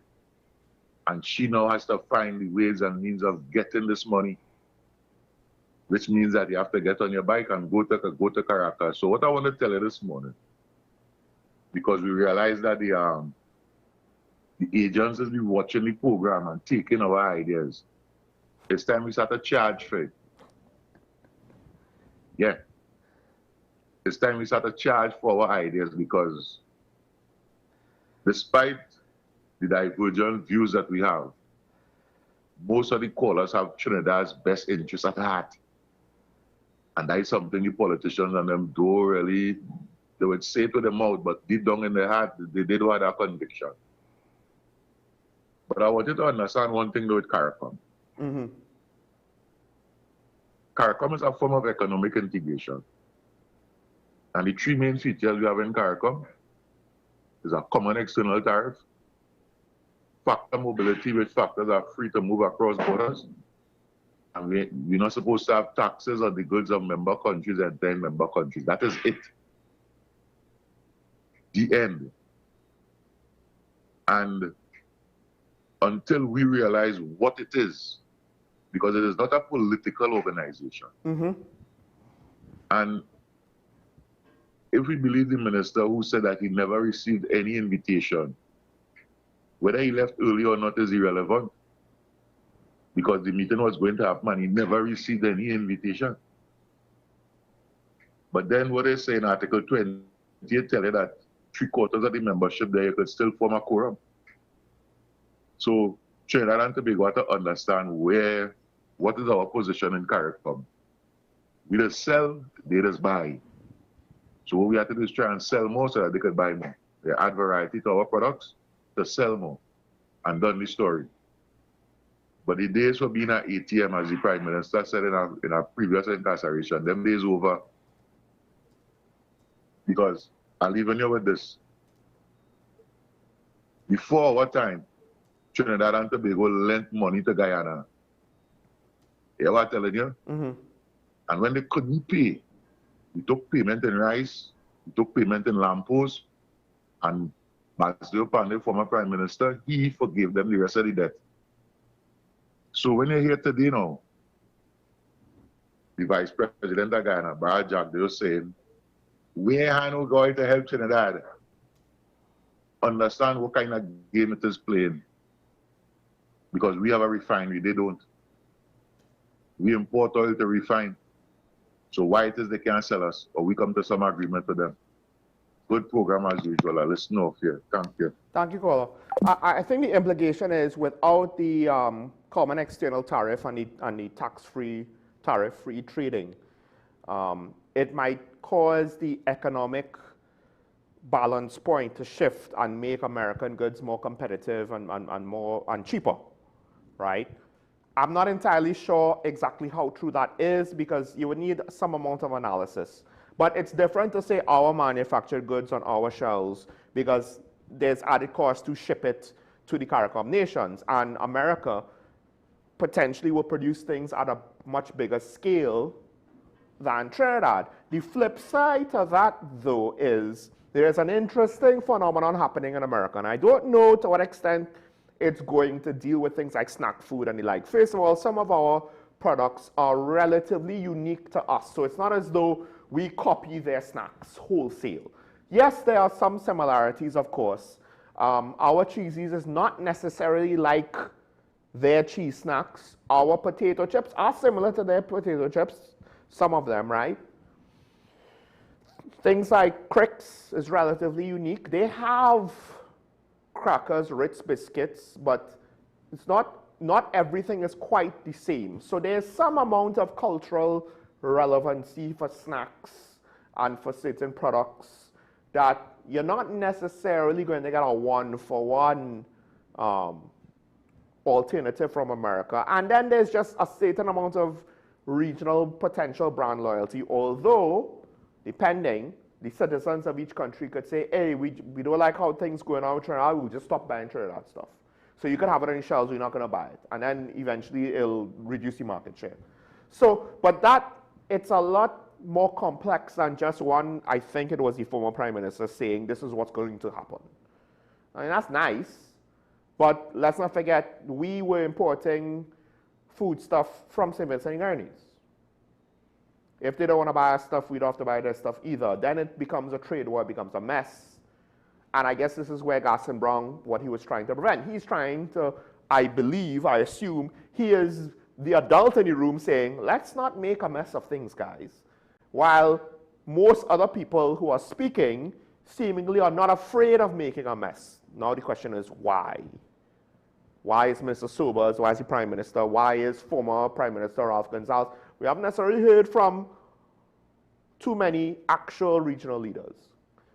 One of the things with regards to President Ali, he just said that the procedures were followed. So as you say, the quorum was had. Now, it might be legal, it might be procedurally correct, is it ethical? But more importantly, he didn't even necessarily explain that. At least I'm not sure. You know, it's always well, you can do this, so this can be correct and this can be proper. But it's never, this is what happened, this is the clause, this is the details, this is why it is proper. We don't actually hear those affirmative arguments. That bothers me, right? And yes, CARICOM is only an economic treaty. But CARICOM as is does not really benefit enough. It is a tool on a basic level, if expanded, strengthened, improved. It is a tool by which I honestly believe this, conceptually, it could help deal with some of our economic issues. But we seemingly are not prepared to do that. We're just not. Because our own individual agendas are far too paramount. And at times it seems we barely have the capacity to work with our own, in our own country, much less figure out any real meaningful consensus. Because this whole thing about the Secretary General, on a practical level, might not actually be that significant when you think about it. To what extent is it going to change the price of bread? To what extent is it going to change energy costs in the region? To what extent is it going to have an immediate, direct, practical benefit to the people of Trinidad and Tobago, Barbados, Antigua, St. Vincent, etc., etc.? To what extent will it actually directly make a difference, whether it is this person or somebody else? And to what extent is it just regional politics being played out and we're being told, oh, this is a big deal or not a big deal, because that's the narrative that they want to sell us. Meanwhile, on a practical level, all of the maneuvering by everybody involved is generally just a dog and pony show that is mostly meaningless to us and only matters to them. And that's not just our government, but also all of the other people that have decided to venture comment into the whole situation. And again, that could be why Prime Minister Brown is like, I am the adult in the room, you children, settle down, settle down.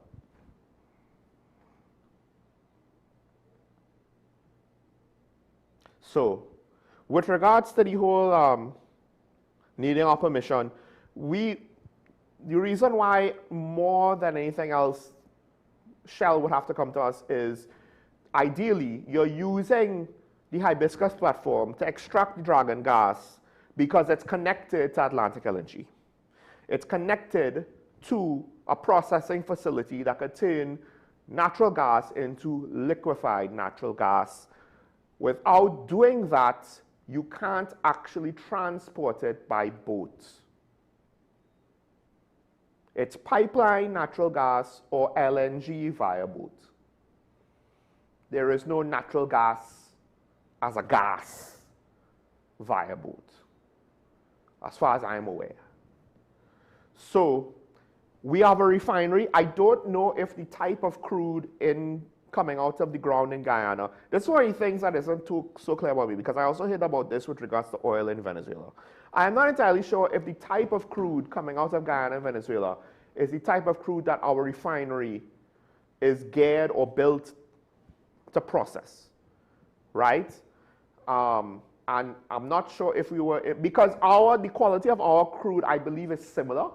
I don't believe Venezuela's crude is sweet crude. I think it is it high sulfur content, heavy crude? And I would imagine Guyana might be in a similar situation. I could be wrong, right? So I'm not entirely sure if it is so simple that we could refine the oil from our neighbors. That said, the bloody refinery isn't even operating in the first place. We are not necessarily close to getting it operational, it seems. And one of the issues, and this one is easier to trace directly to the past administration, with regards to why did you do this and leave us in this situation, right? Because they themselves believe that they could have restarted the refinery, which means that there was nothing inherent to the refinery with regards to the losses being incurred. So I guess this is the issue when you have someone that doesn't actually understand economics and finances potentially being Minister of Finance and being the Prime Minister and being decision makers on these big money things. You know, when you actually don't have financial people there to advise properly, you get what you pay for. That said, there's a difference between the opportunity to not close down the refinery and restarting it however many years later. And we potentially need more money for the public health system, just in order to have enough nurses for the system to not eventually collapse after more nurses leave. We potentially need more money in order to properly equip the police service, because contrary to the commissioners and the Minister of Homeland Security belief, it is of my opinion and that of others that body cameras, particularly given the fact that the trust and confidence level in the police service is as low as it is not a luxury item, it's a necessity.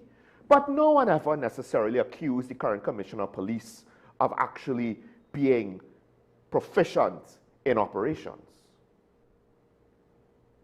And, well, there's a lot that can be said about the minister on that topic. I won't say it right now. The Education Ministry, with regards to just maintenance and renovations, is underfunded. Can't pay off its bills. We ain't even reached school supplies, teachers' back pay, or improvements that might be necessary in the future that aren't needed this year, but maybe in a couple years coming down the pipe.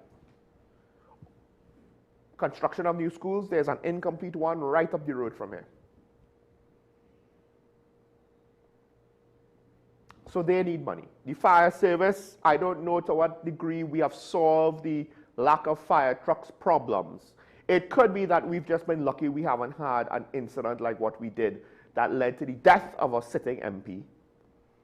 We were just lucky, and we got away with not actually solving the equipment issues with the fire service. There, of course, are questions with regards to the Coast Guard and their equipment issues. And all of that, it's not small money. It's big capital expenditure for fire tenders and Coast Guard boats. So then now, what you prioritize, the thing with the refinery is, in theory, if you reopen it, restart it properly, it will earn back the revenue, the money spent on it directly. The thing with a fire truck is it doesn't actually earn money for you. It's there in order to prevent losses. But there's always the temptation, well, we have not a fire situation that pushed us to the edge in however many months. Do we really need extra fire tenders? We're fine. Of course, then, you know, that's essentially indirectly putting a price tag on human life. But same thing with the healthcare system. One of the things I believe, look, they always say for employees, there's a theory where you can't actually give 100%, 110%, 150%. If you do that, depending, if you have an irresponsible boss, they will essentially come to believe that, hey, it's fine. Everyone just has to give 150% all the time. Definitely sustainable. No issues there. Literally the concept of vacation, the concept of giving vacation actually speaks to the fact that you can't expect employees to give 150% all the time. And that's essentially what was going on with the nurses.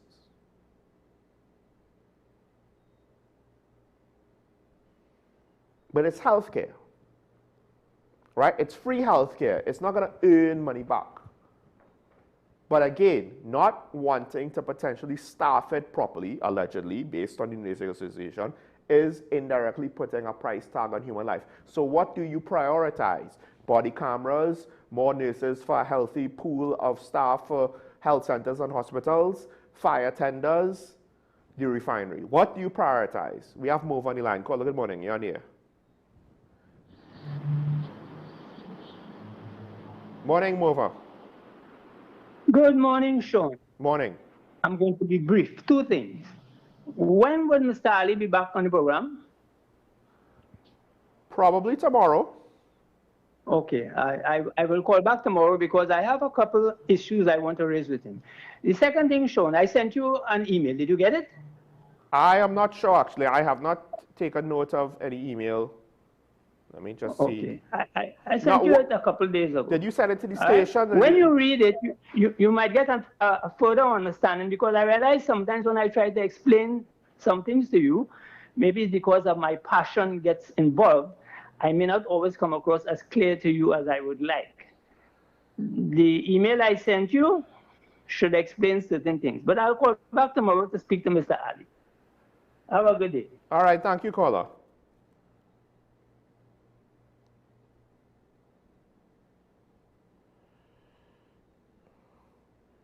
All right, now I need to go. I was wondering, was it via, did you email the station?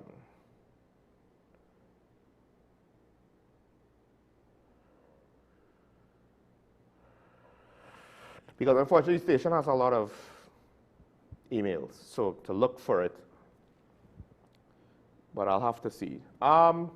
All right, I look forward to the conversation tomorrow. I'll say this, on some level, I don't think we disagree as much as you would think. But I think it comes down to, at times, disagreements on how the problem is defined, what the actual root cause is, what the solutions we want to ascribe to be. As opposed to, I don't actually think that we actually disagree on, is there a problem, is there not a problem, et cetera, et cetera. It comes across that way because of what our perspectives are on what the problem is. But we're not necessarily looking. When I say that our culture tolerates loud music too much, that's not to say that there isn't a problem with loud music. That's to say that part of the problem is the fact that our culture tolerates loud music too much. Therefore, not enough people are speaking out on the loud music, and it makes it then easier to ignore the few that do. Not every situation is as severe as the most severe examples, right? So, and not, yes, there's a problem with noise pollution, but the blame that potentially one officer or member of the AMA has for inaction is not necessarily the same as another member. Because there's some situations that seem incredibly egregious and obvious, and there are others that are not quite as egregious. And because of that, more of the population are tolerating it. They're not willing to speak out against it or file complaints. So then you have, in those situations, more lone voices in the wilderness being ignored. And it's still a problem, but the degrees are different. But anyway, coming down to the end of the show,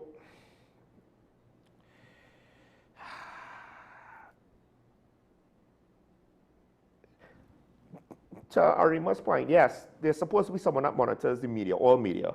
Their job got easier because Loop News closed down, Newsday closed down.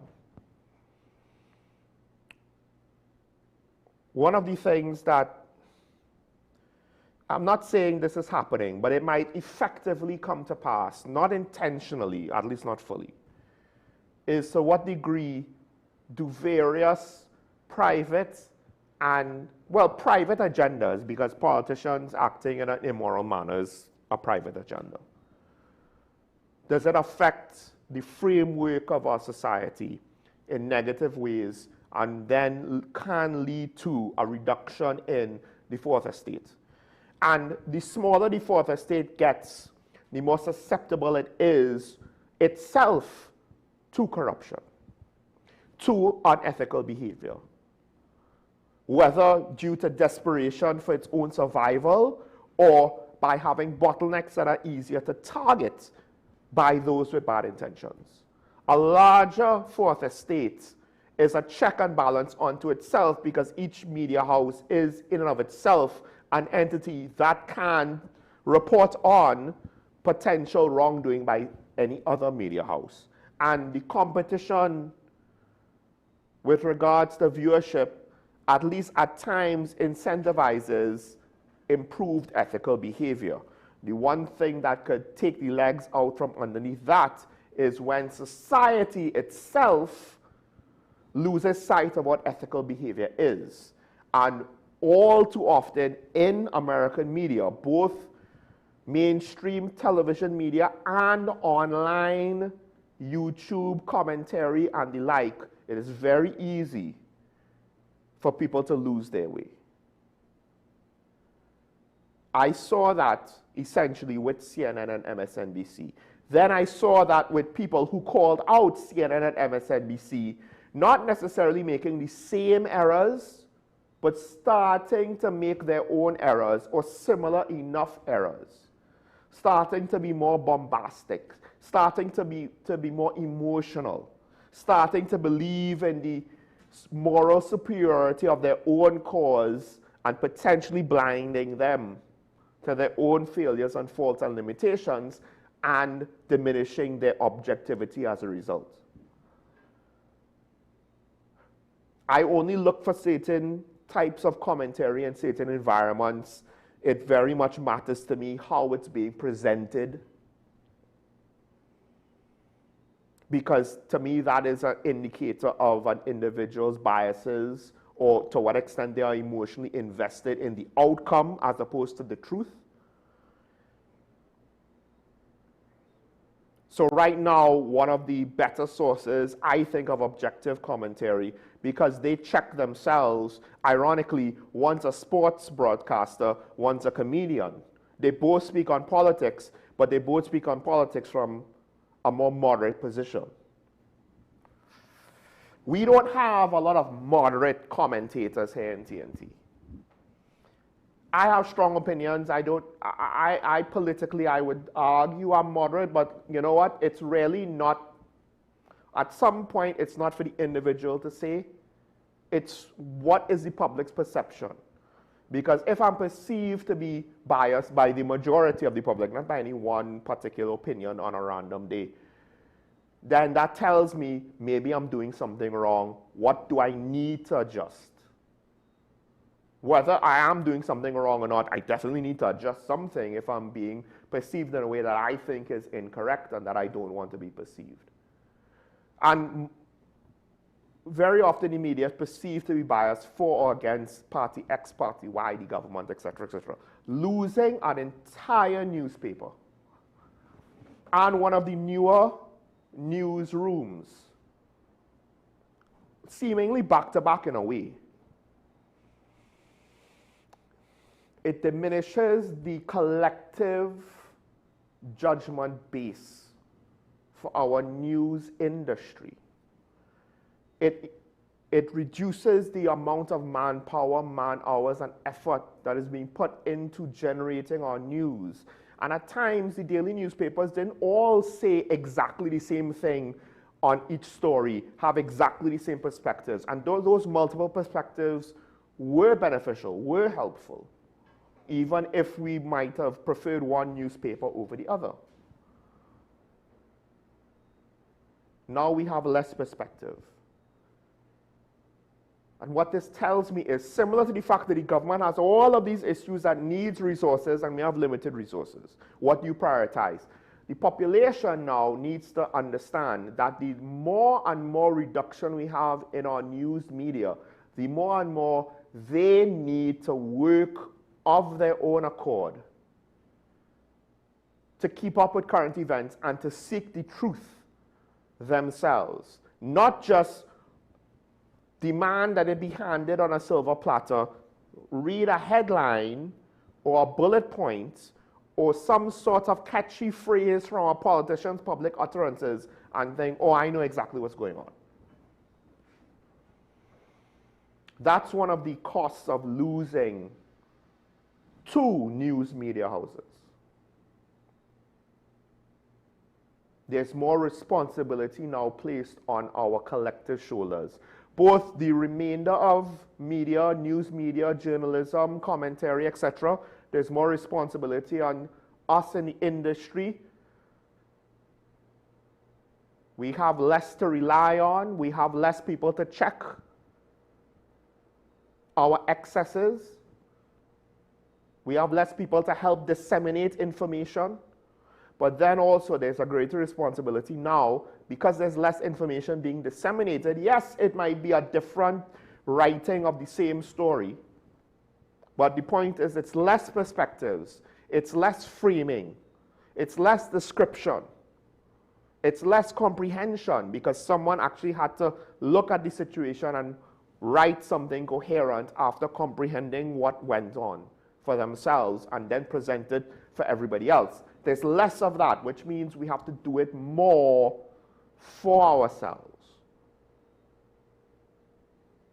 But we live in a time where too many young people, they are more concerned about what activism issue is trending on social media, most of which is foreign and is not even pertinent to what's going on here in TNT, as opposed to being an advocate for their fellow Trinbagonians here in TNT, trying to help fix the issues that directly affect the day-to-day lives of people here in TNT. I understand that young people are concerned about climate change and the like, despite the fact that there are now climate scientists that dispute climate change, as presented politically. But at the end of the day, that issue is not going to fly here because there are too many people who are not concerned about if TNT will be underwater in 50 years. They're concerned about if they'll be alive in 50 days. They're concerned about if they would have enough of a career to survive their lifetime, that they could provide for whatever children they have, so that their children could survive to at least reach adulthood. So concerns about what might happen in their children's lifetime or their grandchildren's lifetime to the environment is secondary.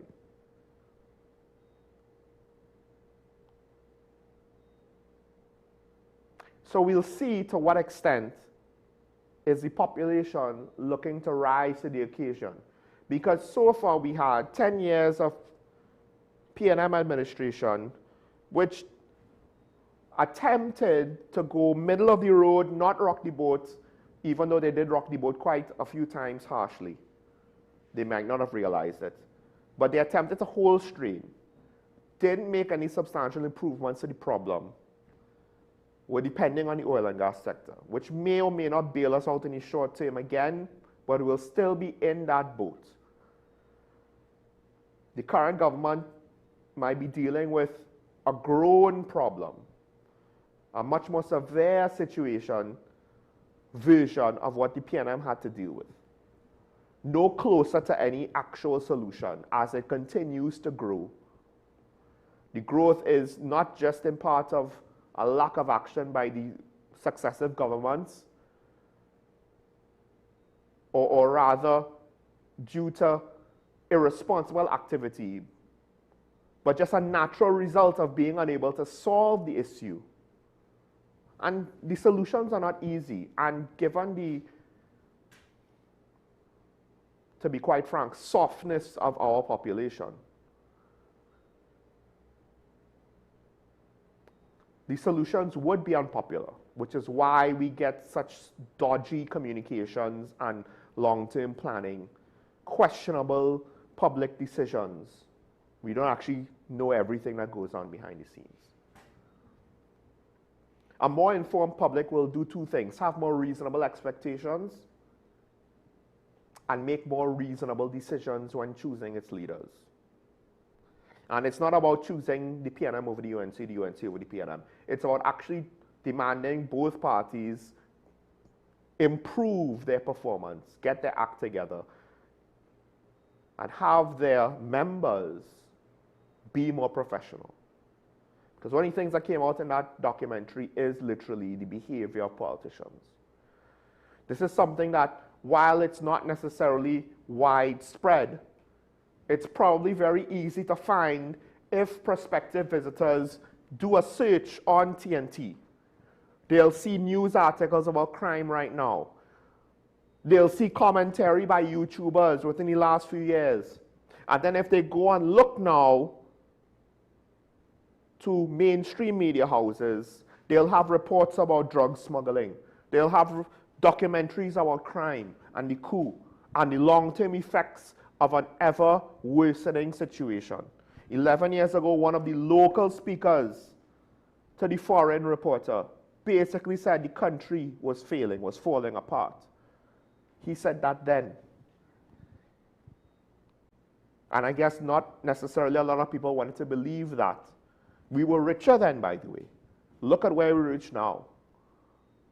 Hindsight is 2020, but I think you can say now he was right. Because things did not get better, they technically got worse.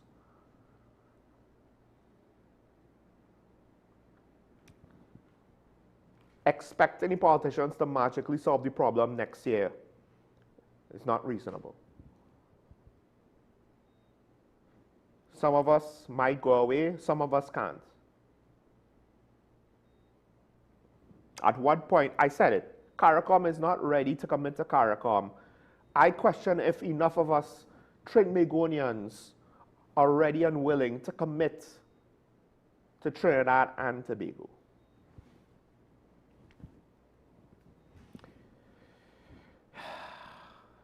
We should have Ashraf tomorrow. I'm not sure if we will also have my guest from today deferring to tomorrow, maybe next week, to speak on the CARICOM issue. But until then, stay safe. Remember your allegiance to the Republic and to each other. Don't forget, it's nice to be nice. Try to have a good day, in part because if things are going so bad, whatever little thing we could do for each other, even if it's just a crack a joke so that somebody could smile, might, if enough of us do that, that might start to make a difference. You'll be surprised. Paying it forward, it could add up little by little. So do something small for someone you meet today. And we'll see each other tomorrow. Bye-bye.